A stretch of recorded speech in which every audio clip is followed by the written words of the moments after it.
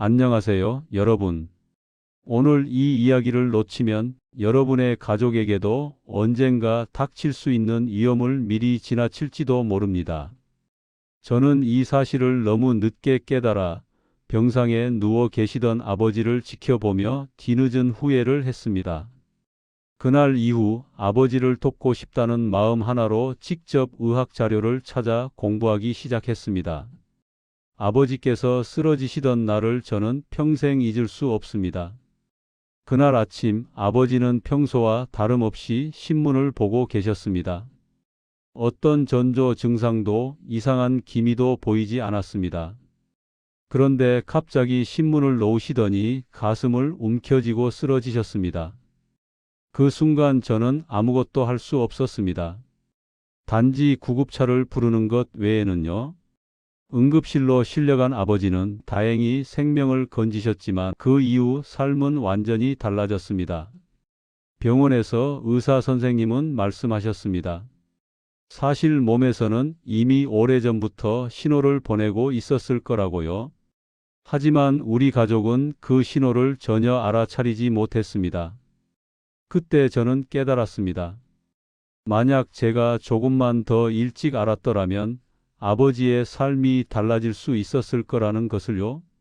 그래서 저는 의학 논문을 찾아보기 시작했습니다. 혈관 질환에 대한 자료를, 전조 증상에 대한 연구를, 예방법에 대한 정보를 밤낮 없이 공부했습니다. 최근 한 연예인이 촬영 중 갑자기 의식을 잃고 쓰러졌다는 소식이 전해졌습니다.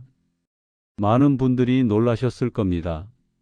그런데 이 소식 이후 온라인에서는 특이한 이야기가 돌기 시작했습니다.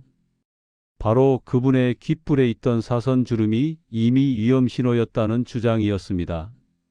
처음에는 저도 반신반의했습니다.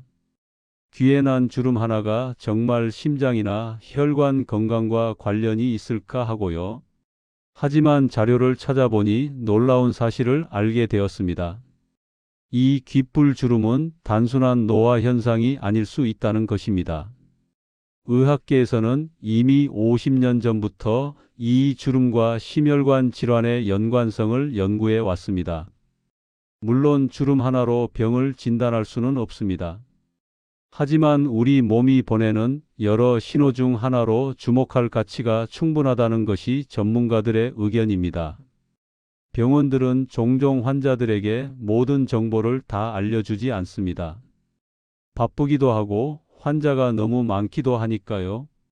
그래서 우리 스스로가 우리 몸을 지켜야 합니다. 우리가 알면 가족을 지킬 수 있습니다. 제가 아버지를 지키지 못했던 것처럼 여러분은 그런 후회를 하지 않으셨으면 좋겠습니다. 이 이야기가 도움이 되신다면 구독과 좋아요로 함께 해주세요. 여러분의 건강한 노후를 응원합니다. 그리고 지금 이 영상을 어디서 보고 계신가요? 병실인가요? 안방인가요? 그리고 이 영상을 왜 보시는지 꼭 의견을 남겨주세요. 댓글에 남겨주시면 제가 직접 답글로 친절히 도와드리겠습니다. 귓볼을 한번 만져보세요. 부드럽고 말랑말랑한 느낌이 드시나요?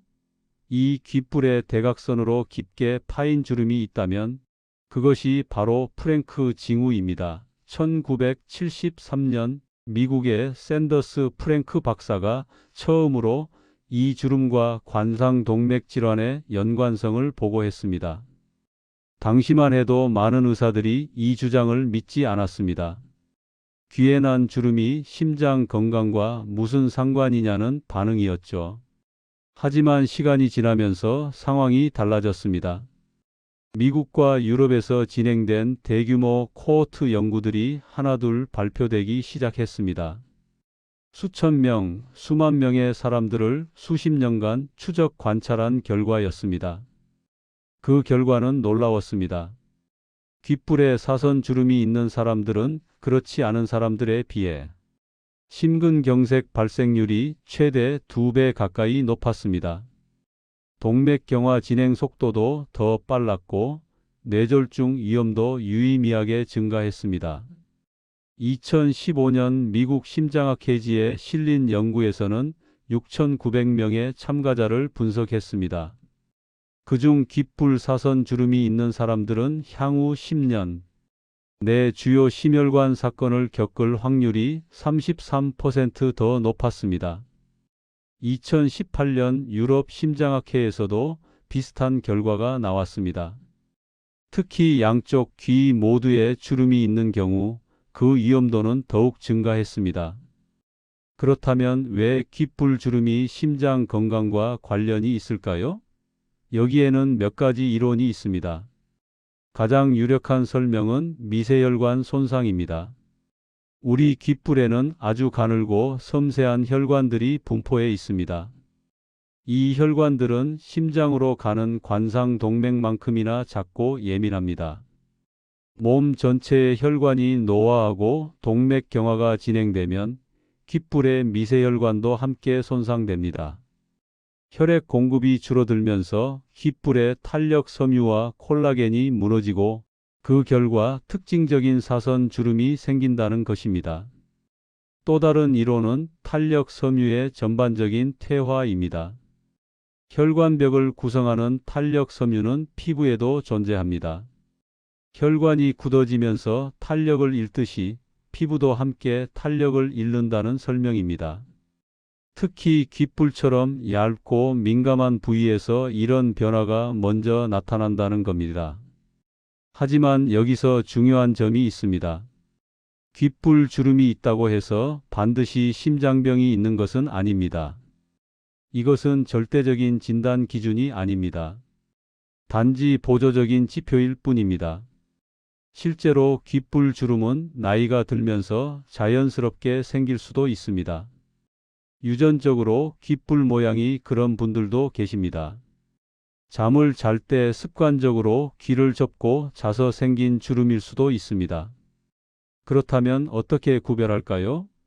의학적으로 의미 있는 프랭크 징후는 몇 가지 특징이 있습니다.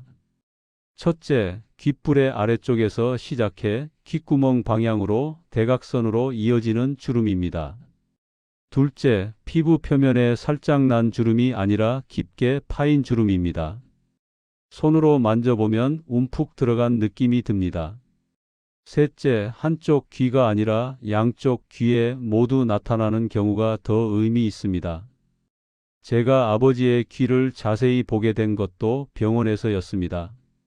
침대에 누워 계신 아버지의 귀를 보니 양쪽 모두 뚜렷한 사선 주름이 있었습니다. 제가 그동안 그걸 왜 몰랐을까 싶었습니다. 나중에 오래된 가족 사진을 뒤져보니 10년 전 사진에도 그 주름이 희미하게 보였습니다. 다만 저희가 몰랐을 뿐입니다. 그게 무엇을 의미하는지를요. 여러분도 지금 귀를 만져보세요.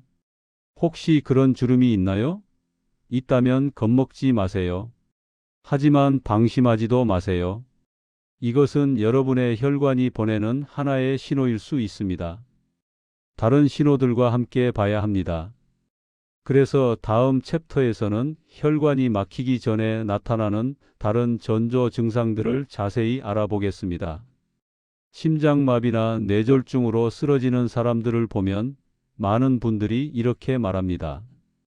그분은 평소에 아무 문제가 없었는데 갑자기 그렇게 됐어요. 정말 갑자기였을까요? 아닙니다. 대부분의 경우 몸은 이미 여러 차례 경고 신호를 보냈습니다. 우리가 그것을 알아차리지 못했을 뿐입니다. 가슴 답답함은 가장 흔한 신호입니다. 하지만 많은 분들이 이것을 그냥 넘깁니다. 나이 들어서 그런가 보다, 소화가 안 되나 보다 하고 말이죠. 심장에서 오는 통증은 드라마처럼 극적이지 않습니다. 가슴을 칼로 찌르는 듯한 예리한 통증이 아니라 무언가 짓누르는 듯한 둔탁한 불편함입니다. 마치 무거운 돌을 가슴에 올려놓은 것 같다고 표현하는 분들이 많습니다. 특히 주의해야 할 것은 이 답답함이 퍼지는 방식입니다. 가슴에서 시작해 목으로, 턱으로, 어깨로, 심지어 팔까지 퍼지는 경우가 많습니다. 왼쪽 팔이 저리고 무거운 느낌이 든다면 반드시 의심해야 합니다. 이런 증상이 5분 이상 지속되면 특히 쉬어도 나아지지 않으면 즉시 병원에 가야 합니다. 숨이 차는 것도 중요한 신호입니다. 계단을 오르거나 빨리 걸을 때 숨이 차는 것은 자연스럽습니다. 하지만 평소에는 아무렇지 않던 활동에서 갑자기 숨이 차기 시작한다면, 예를 들어 천천히 걸을 때도 숨이 차거나 앉아 있다가 일어날 때 숨이 턱까지 차오른다면 이것은 심장이 제 기능을 못하고 있다는 신호일 수 있습니다. 극심한 피로감도 놓치기 쉬운 증상입니다. 평소보다 훨씬 더 피곤하고 아무리 쉬어도 회복되지 않는 느낌이 듭니다. 마치 몸에 에너지가 하나도 남지 않은 것처럼 무기력해집니다. 여성의 경우 특히 이런 비전형적인 증상이 더 흔하게 나타납니다. 가슴 통증 없이 극심한 피로감만 느끼다가 심근경색으로 이어지는 경우도 적지 않습니다. 어지러움과 실신도 위험한 신호입니다. 갑자기 눈앞이 캄캄해지거나 균형을 잃고 쓰러질 것 같은 느낌이 든다면 혈압이 급격히 떨어졌거나 뇌로 가는 혈류가 줄어든 것일 수 있습니다.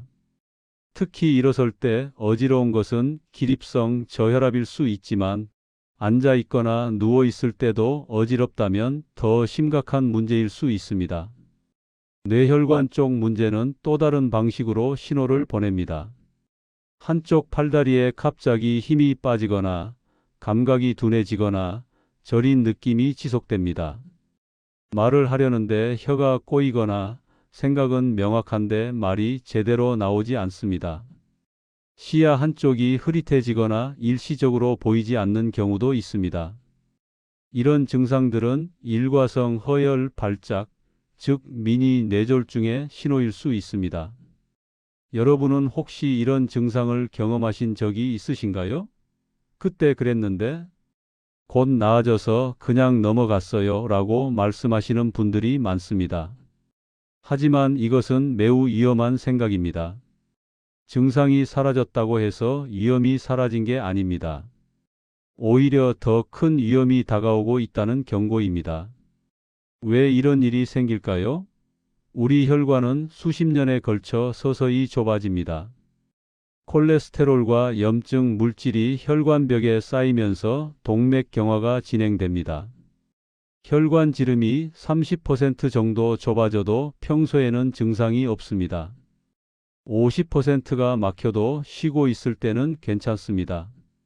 하지만 70% 이상 막히면 조금만 활동해도 심장이나 뇌가 필요한 만큼의 혈액을 공급받지 못합니다. 그때 증상이 나타나는 겁니다. 문제는 그 마지막 단계가 매우 빠르게 진행된다는 점입니다.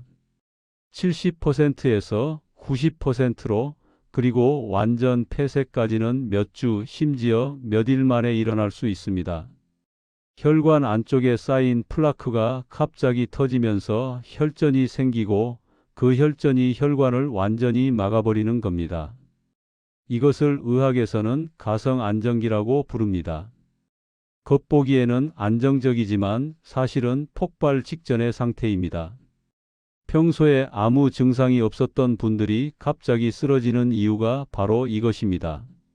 혈관은 이미 오래전부터 위험한 상태였지만 마지막 순간까지 버티다가 한순간에 무너지는 겁니다. 저희 아버지도 그랬습니다. 아버지는 평소 건강하셨습니다. 골프도 치시고 등산도 다니셨습니다.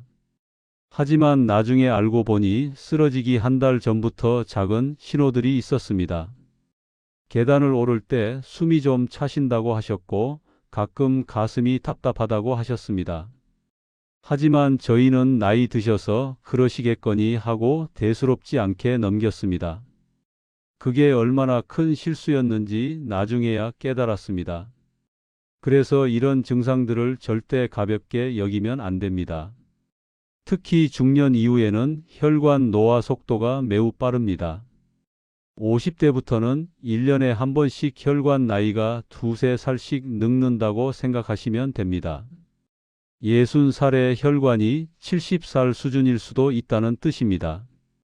그렇다면 이제 질문을 하나 드려보겠습니다. 여러분은 최근 몇 달 사이에 이런 증상을 경험하신 적이 있으신가요? 있다면 반드시 기억해 두세요. 그리고 다음 챕터에서 말씀드릴 위험 요소들과 함께 확인해 보세요. 귓불 주름 하나만으로는 판단할 수 없지만 다른 신호들과 함께 보면 훨씬 명확해집니다. 귓불 주름이 있다고 해서 모두 위험한 것은 아니라고 말씀드렸습니다. 하지만 만약 여러분에게 다음에 말씀드릴 5가지 요소 중 2개 이상이 해당된다면 반드시 심혈관 검사를 받아보셔야 합니다. 첫 번째는 흡연력입니다. 담배를 피우시나요? 아니면 과거에 오랫동안 피우셨나요? 담배는 혈관 건강에 최대 적입니다. 담배 연기 속의 니코틴과 일산화탄소는 혈관 내벽을 직접적으로 손상시킵니다. 혈관 내피세포가 망가지면서 염증이 생기고 그곳에 콜레스테롤이 달라붙기 시작합니다. 흡연자는 비흡연자에 비해 심근경색 위험이 2배에서 4배 높습니다. 특히 주의할 점은 금연한 지 얼마 안 된 경우입니다. 금연은 분명 좋은 일입니다. 하지만 수십 년간 쌓인 혈관 손상이 금연 후 바로 회복되는 것은 아닙니다. 금연 후 심혈관 위험이 정상 수준으로 돌아가려면 최소 10년에서 15년이 걸립니다. 그러니 이제 담배 끊었으니까 괜찮겠지 하고 안심하시면 안 됩니다. 두 번째는 복부비만입니다. 허리 둘레를 재보셨나요? 남성은 90cm 이상, 여성은 85cm 이상이면 복부비만입니다. 배에 쌓인 지방은 단순히 무게만 늘어나는 게 아닙니다.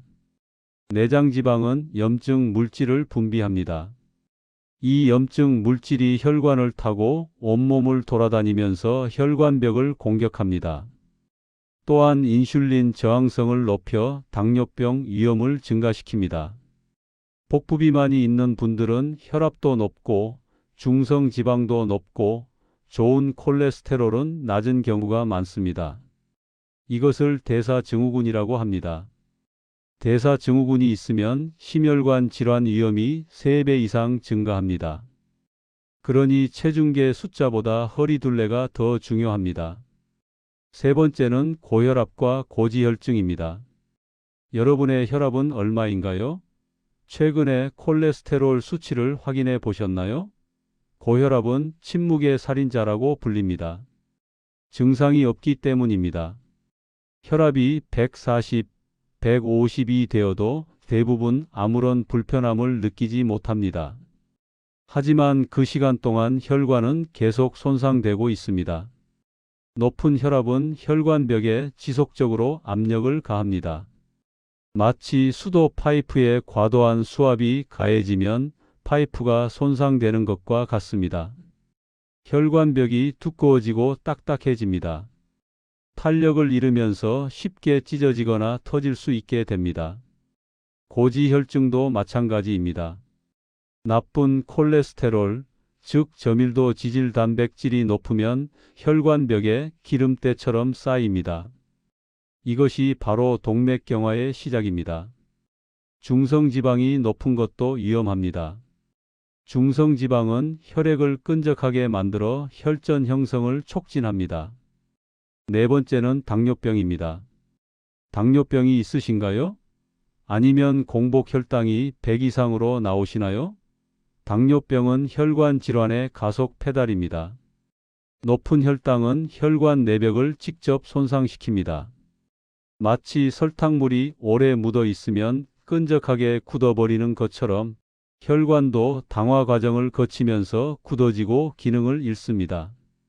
당뇨병 환자는 일반인에 비해 심근경색 위험이 2배에서 4배 높습니다. 뇌졸중 위험도 2배 이상 높습니다. 더 무서운 것은 당뇨병 환자는 심장마비가 와도 통증을 느끼지 못하는 경우가 많다는 점입니다. 신경이 손상되어 통증 감각이 둔해지기 때문입니다. 그래서 무증상 심근경색이 더 흔하게 발생합니다. 다섯 번째는 가족력입니다. 부모님이나 형제 자매 중에 60세 이전에 심근경색이나 뇌졸중을 겪으신 분이 계신가요? 가족력은 우리가 선택할 수 없는 요소이지만 가장 중요한 위험인자 중 하나입니다. 유전적으로 콜레스테롤 대사가 좋지 않거나 혈압 조절 유전자에 문제가 있거나 혈전이 잘 생기는 체질일 수 있습니다. 가족력이 있는 분들은 더 일찍부터 더 자주 검사를 받아야 합니다. 일반적으로 40세부터 심혈관 검사를 권장하지만 가족력이 있다면 30대부터 시작하는 것이 좋습니다.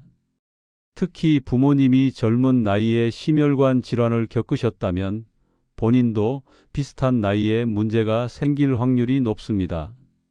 제 경우를 말씀드리자면 아버지가 쓰러지신 후 저도 검사를 받았습니다. 당시 제 나이는 45이었습니다. 검사 결과 콜레스테롤 수치가 높게 나왔고 경동맥 초음파에서 초기 동맥경화 소견이 보였습니다. 의사 선생님은 말씀하셨습니다. 가족력이 강하니 지금부터 철저히 관리해야 한다고요. 그래서 저는 생활 습관을 완전히 바꿨습니다. 매일 아침 30분씩 걷기 시작했고 식단을 조절했고 스트레스 관리에 신경 썼습니다. 1년 후 다시 검사를 받았을 때 수치가 많이 개선되어 있었습니다. 물론 약물 치료도 병행했습니다. 하지만 가장 중요한 것은 제가 제 몸 상태를 정확히 알고 있다는 것입니다. 여러분도 지금 이 5가지 항목을 체크해 보세요. 종이에 적어 보셔도 좋습니다. 흡연력이 있는가? 허리 둘레가 기준을 넘는가? 혈압이나 콜레스테롤 수치가 높은가? 당뇨병이 있거나 혈당이 높은가? 가족 중에 심혈관 질환 병력이 있는가? 이 중 2개 이상에 해당한다면, 그리고 귓불에 사선 주름까지 있다면 이것은 더 이상 무시할 수 없는 신호입니다. 하지만 반대로 귓불 주름이 있어도 이 5가지가 모두 해당되지 않는다면 크게 걱정하지 않으셔도 됩니다. 정기적인 검사만 받으시면 됩니다. 중요한 것은 전체적인 그림을 보는 것입니다. 하나의 신호가 아니라 여러 신호를 종합적으로 판단해야 합니다.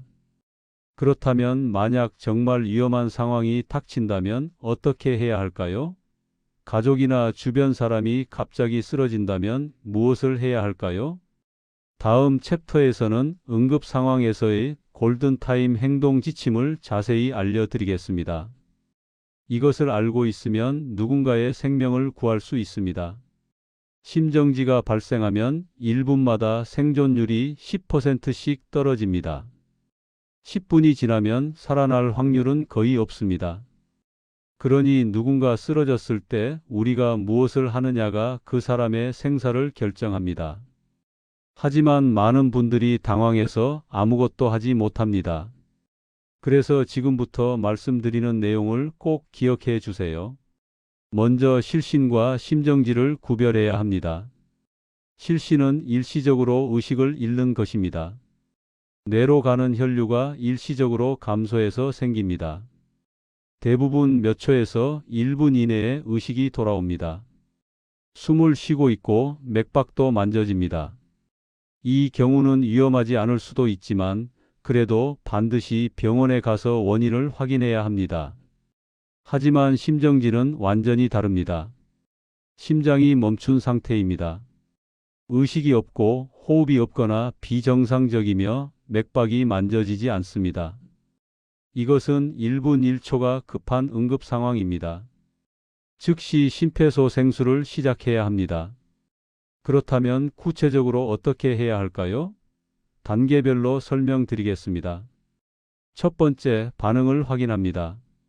쓰러진 사람의 어깨를 가볍게 두드리면서 큰 소리로 물어봅니다. 괜찮으세요? 눈 뜨세요? 반응이 없다면 즉시 다음 단계로 넘어갑니다. 여기서 시간을 너무 오래 끌면 안 됩니다. 3초 안에 판단하세요. 두 번째, 도움을 요청합니다. 주변에 사람이 있다면 큰 소리로 여기 사람 쓰러졌어요. 119 신고해 주세요. 라고 외칩니다. 혼자 있다면 직접 전화합니다. 요즘은 스마트폰에 긴급 구조 기능이 있으니 그것을 활용하세요. 119에 전화하면 상담원이 상황을 물어보고 지시를 내려줍니다. 상담원의 말을 잘 듣고 따라하세요. 세 번째, 호흡을 확인합니다. 쓰러진 사람의 가슴과 배를 10초 동안 관찰합니다. 정상적으로 숨을 쉬고 있나요? 가슴이 규칙적으로 오르내리나요? 만약 숨을 쉬지 않거나 헉헉거리는 비정상적인 호흡을 한다면 심정지입니다. 즉시 가슴 압박을 시작해야 합니다. 네 번째, 가슴 압박을 시작합니다. 환자를 딱딱하고 평평한 바닥에 눕힙니다. 침대나 소파는 안 됩니다. 너무 푹신해서 압박이 제대로 전달되지 않습니다. 무릎을 꿇고 환자 옆에 앉습니다. 환자의 가슴 중앙 양쪽 젖꼭지를 연결한 선의 정중앙에 한 손바닥을 올리고 다른 손을 그 위에 겹칩니다. 팔을 쭉 펴고 수직으로 눌러야 합니다. 깊이는 최소 5cm, 성인의 경우 6cm 정도 눌러야 합니다. 속도는 분당 100회에서 120회입니다. 빠른 템포입니다. 노래 아기상어의 상어 가족 부분 리듬이 분당 150 정도라고 하니 그것보다는 조금 느리게 하시면 됩니다. 정확히는 1초에 2번 정도 누릅니다. 가슴 압박을 할 때 가장 중요한 것은 중단하지 않는 것입니다. 구급차가 도착할 때까지 또는 환자가 깨어나거나 정상 호흡을 할 때까지 계속해야 합니다. 매우 힘듭니다. 몇 분만 해도 팔이 아프고 땀이 쏟아집니다. 주변에 사람이 있다면 2분마다 교대하면서 하는 것이 좋습니다. 다섯 번째, 자동심장 충격기를 사용합니다. 주변에 자동심장 충격기가 있다면 즉시 가져옵니다. 공공장소에는 대부분 비치되어 있습니다. 기기를 켜면 음성 안내가 나옵니다. 그 지시대로 따라하시면 됩니다. 환자의 상의를 벗기고 가슴에 패드를 붙입니다. 하나는 오른쪽 빗장뼈 아래에, 다른 하나는 왼쪽 젖꼭지 옆 겨드랑이 쪽에 붙입니다. 기기가 심장 리듬을 분석합니다. 이때는 환자에게서 손을 떼고 떨어져야 합니다. 분석이 끝나면 기기가 충격이 필요한지 알려줍니다. 필요하다고 하면 모두 떨어지세요. 라고 외친 뒤 충격 버튼을 누릅니다. 충격을 준 후에는 즉시 다시 가슴 압박을 시작합니다. 기기가 다시 분석할 때까지 2분 동안 계속 압박합니다. 실제 사례를 하나 말씀드리겠습니다. 작년에 제가 아는 김호철님의 이야기입니다. 호철님은 68살의 남성분이셨습니다. 어느 날 아침 동네 공원에서 산책하다가 갑자기 쓰러지셨습니다. 옆에서 운동하던 분이 그 모습을 보고 즉시 달려가셨습니다.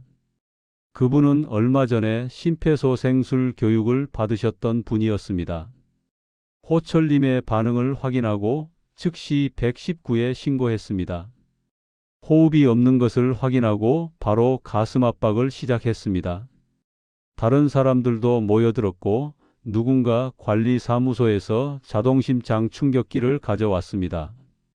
가슴 압박을 시작한 지 3분 만에 자동심장 충격기가 도착했습니다. 기기의 지시에 따라 패드를 붙이고 충격을 주었습니다. 한 번의 충격 후 다시 가슴 압박을 했습니다. 2분 후 다시 충격을 주었습니다. 그리고 잠시 후 호철님이 가볍게 신음하며 호흡을 시작했습니다. 구급차가 도착한 것은 신고 후 8분이었습니다. 호철님은 즉시 병원으로 이송되었고 응급심장 시술을 받았습니다. 관상동맥이 막혀 있었고 스텐트를 삽입했습니다. 다행히 뇌손상 없이 회복되었습니다. 의사는 말했습니다. 만약 현장에서 심폐소생술을 하지 않았다면 살아남지 못했을 거라고요. 호철님은 지금도 건강하게 지내고 계십니다. 당시 도와주신 분들을 찾아가 감사 인사를 드렸다고 합니다. 그분은 말씀하셨습니다. 교육받을 때는 이게 무슨 소용인가 싶었는데 정말 누군가를 살릴 수 있다는 걸 그날 알았습니다. 여러분도 심폐소생술 교육을 받아보세요. 각 지역 보건소나 소방서에서 무료로 교육을 진행합니다. 2시간이면 충분히 배울 수 있습니다. 이것을 배워두면 언젠가 가족이나 주변 사람을 구할 수 있습니다. 실제로 심정지 환자의 절반 이상이 가정에서 발생합니다. 배우자나 자녀가 쓰러질 수도 있습니다. 그때 여러분이 할 수 있는 것이 있다면 얼마나 다행일까요? 마지막으로 한 가지 더 말씀드리고 싶은 것은 두려워하지 말라는 것입니다. 많은 분들이 내가 잘못해서 더 나빠지면 어떡하지 하고 걱정합니다. 하지만 심정지 상태에서는 가슴 압박을 하지 않으면 사망률이 100%입니다. 여러분이 무엇을 하든 상황을 더 나쁘게 만들 수는 없습니다. 오히려 생존 가능성을 만들어내는 것입니다.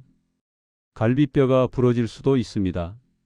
실제로 가슴 압박을 제대로 하면 갈비뼈가 부러지는 경우가 있습니다. 하지만 갈비뼈는 나중에 붙일 수 있습니다. 생명은 한번 잃으면 돌이킬 수 없습니다. 그러니 주저하지 마세요. 이제 응급 상황에 대한 대처는 알았습니다. 하지만 가장 좋은 것은 애초에 그런 상황이 오지 않도록 하는 것입니다. 다음 챕터에서는 여러분이 당장 오늘부터 실천할 수 있는 혈관 건강 지키는 방법을 알려드리겠습니다. 혈관 나이를 줄이는 것은 생각보다 어렵지 않습니다. 거창한 운동이나 비싼 보조제가 필요한 것이 아닙니다. 작은 습관들을 꾸준히 실천하면 3개월 만에도 확실한 변화가 나타납니다. 실제로 제가 직접 경험했고 수치로 확인했습니다. 첫 번째 루틴은 걷기입니다. 하루 30분, 주 5회 이상 걸으세요. 이것만으로도 엄청난 효과가 있습니다. 걷기는 유산소 운동의 가장 기본이면서 가장 안전한 형태입니다. 격렬한 운동은 오히려 심장에 무리를 줄 수 있지만 걷기는 누구나 할 수 있습니다. 걷기는 혈액순환을 개선하고 혈관 탄력을 높입니다. 규칙적으로 걸으면 혈압이 내려가고 나쁜 콜레스테롤은 줄어들고 좋은 콜레스테롤은 늘어납니다. 2019년 미국 심장학회 연구에 따르면 하루 30분씩 걷는 사람은 그렇지 않은 사람에 비해 심혈관 질환 위험이 40% 낮았습니다. 하지만 그냥 걷는 것이 아니라 제대로 걸어야 합니다. 천천히 산책하듯 걷는 것이 아니라 약간 숨이 찰 정도의 속도로 걸어야 합니다. 대화는 할 수 있지만 노래를 부르기는 힘든 정도의 강도입니다. 팔을 가볍게 흔들면서 걷고 보폭을 평소보다 조금 더 넓게 하세요. 걷는 시간도 중요합니다. 가능하면 아침에 걸으세요. 아침 햇빛을 받으면서 걷는 것이 생체 리듬을 조절하고 혈압을 안정시키는 데 도움이 됩니다. 식후 30분에서 1시간 사이에 걷는 것도 좋습니다. 혈당 상승을 억제하는 효과가 있습니다. 저는 아버지가 쓰러지신 후 매일 아침 걷기 시작했습니다. 처음에는 10분도 힘들었습니다. 숨이 차고 다리가 아팠습니다. 하지만 일주일, 2주일 지나면서 점점 편해졌습니다. 한 달 후에는 30분이 짧게 느껴질 정도였습니다. 3개월 후 검사에서 혈압이 150에서 130으로 떨어졌고 중성지방도 절반으로 줄었습니다. 두 번째 루틴은 자가 혈압 혈당 측정입니다. 집에 혈압계와 혈당계를 구비하세요.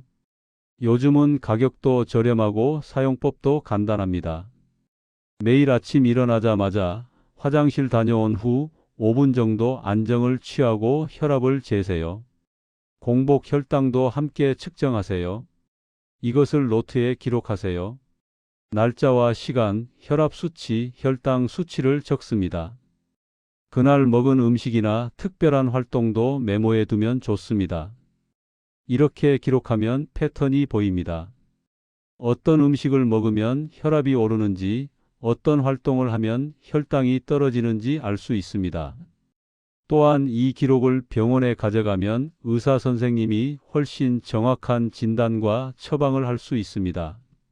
병원에서 잰 혈압은 긴장해서 높게 나오는 경우가 많은데 집에서 측정한 기록이 있으면 실제 혈압을 더 정확히 알 수 있습니다. 세 번째 루틴은 식습관 교정입니다. 한꺼번에 모든 것을 바꾸려고 하면 실패합니다. 2주 단위로 하나씩 바꿔보세요. 첫 2주는 소금 줄이기입니다. 국이나 찌개의 간을 평소보다 절반으로 줄이세요. 젓갈이나 장아찌 같은 짠 반찬을 줄이세요. 라면은 스프를 절반만 넣으세요. 다음 2주는 기름진 음식 줄이기입니다. 삼겹살, 갈비, 튀김 같은 음식을 주 1회 이하로 줄이세요. 대신 생선을 늘리세요.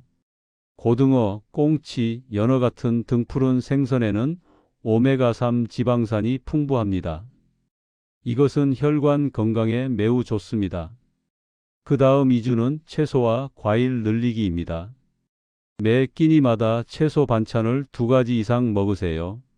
과일은 하루에 한두 번 주먹 크기 정도로 드세요. 너무 많이 먹으면 당분이 많아서 문제가 될 수 있습니다. 탄수화물도 조절해야 합니다. 흰 쌀밥 대신 잡곡밥을 드세요.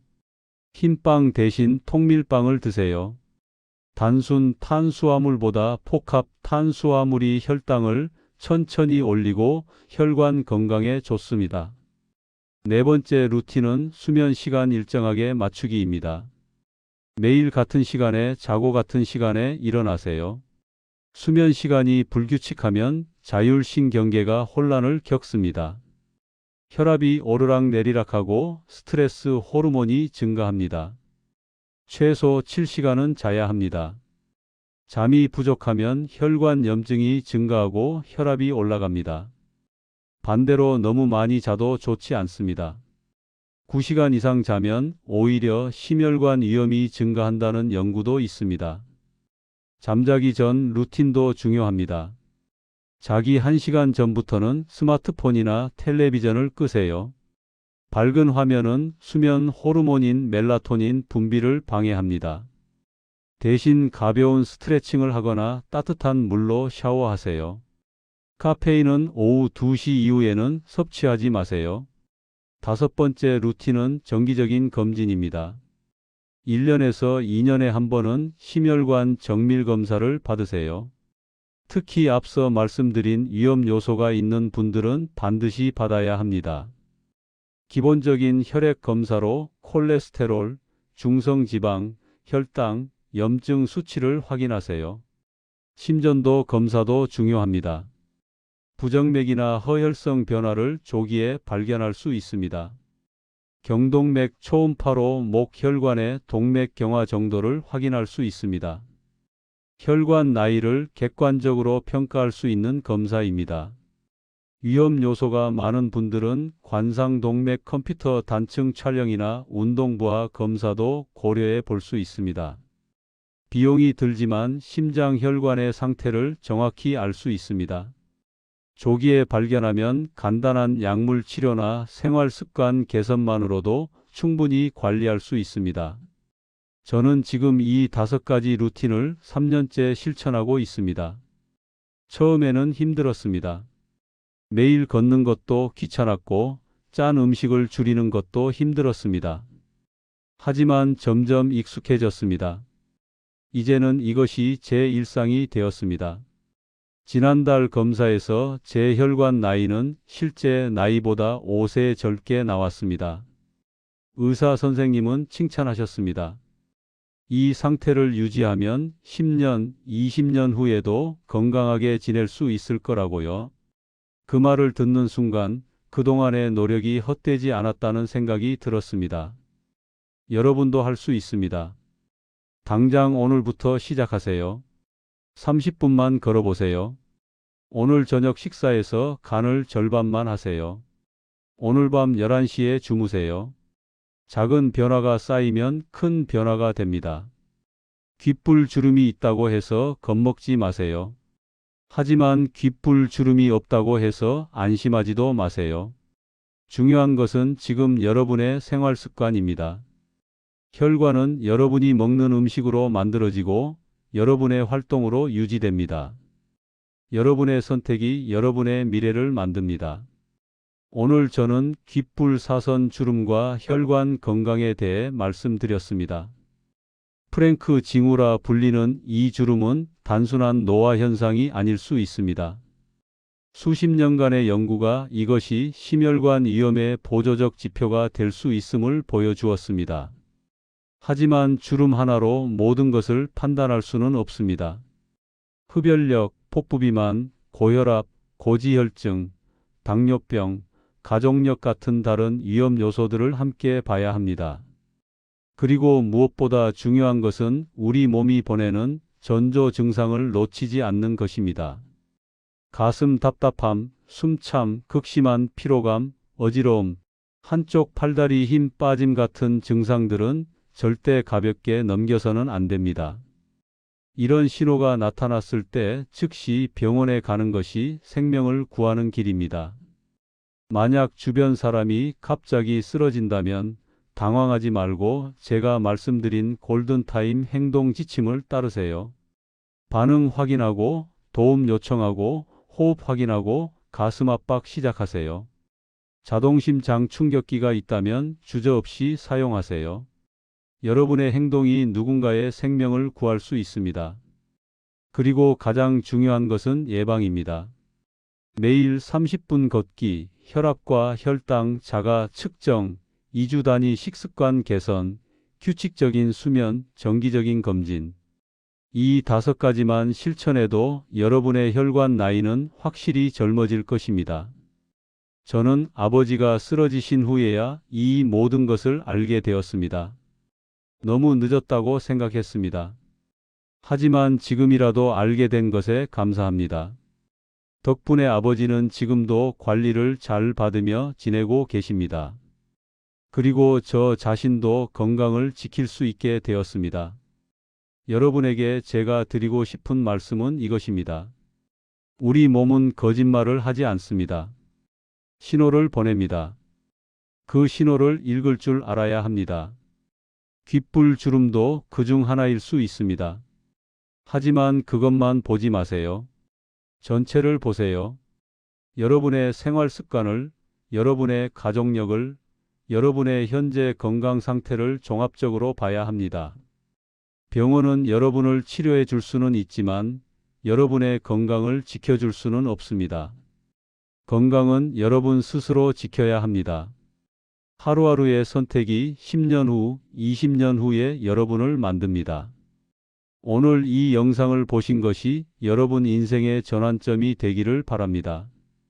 귀를 한번 만져보시고 주름이 있든 없든 오늘부터 작은 변화를 시작하세요.